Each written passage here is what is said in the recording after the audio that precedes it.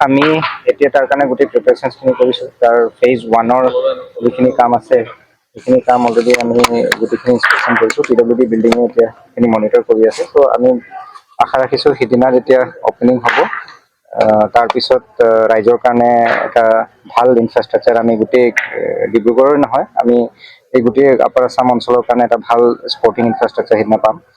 আৰু তাৰ লগতে আমাৰ এতিয়া যিহেতু 26 জানুৱাৰীও আহি আছে, আমাৰ ৰিপাব্লিক ডে প্ৰগ্ৰামৰ কাৰণে আমি প্ৰিপেৰেশ্যন গোটেইখিনি কৰি আছোঁ। চ' আপোনালোকৰ জৰিয়তে মই ৰাইজক অনুৰোধ কৰিম যাতে তেখেতলোক ইয়ালৈকে আহে।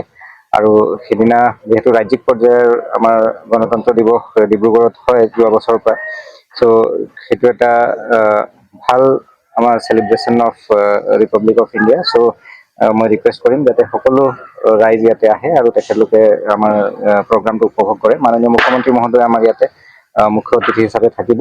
চ' আমাৰ কণ্টিনজেণ্ট আৰু বাকী গোটেইখিনি প্ৰিপেৰেশ্যন বহুত ধুনীয়াকৈ হৈ আছে আৰু আশা ৰাখিছোঁ গোটেই প্ৰগ্ৰামটো সফল হ'ব। কিন্তু সেই সফল কৰিবলৈ ৰাইজৰ পৰা আমি সহায় বিচাৰিছোঁ, তেওঁলোকে যাতে আহি উপভোগ কৰে। এতিয়া প্ৰেক্টিচ কৰিবলৈ আমাৰ টোটেল 1100ৰ কণ্টিনজেণ্ট আছে, কিন্তু যিহেতু ফাইনেল চিলেকশ্যন ৰাউণ্ডছবিলাক হোৱা নাই, সেইকাৰণে সিদিনা কিমান হ'ব সেইটো আমি 23 তাৰিখ মানে গম পাম।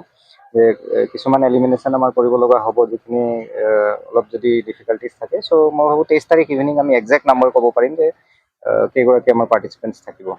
প্লাছ তাৰ লগতে আমাৰ কালচাৰেল প্ৰগ্ৰামছ থাকিব। Department of culture government of আছামে এটা কিউৰেট কৰি আছে তেখেতলোকৰ প্ৰগ্ৰাম, সেইখিনি আমাৰ থাকিব।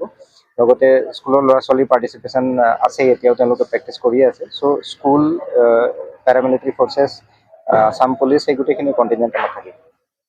কেন্দ্ৰীয় গৃহমন্ত্ৰীৰ কি কাৰ্যসূচী আছে? এতিয়ালৈকে অফিচিয়েল প্ৰগ্ৰাম আমি ৰিচিভ কৰা নাই।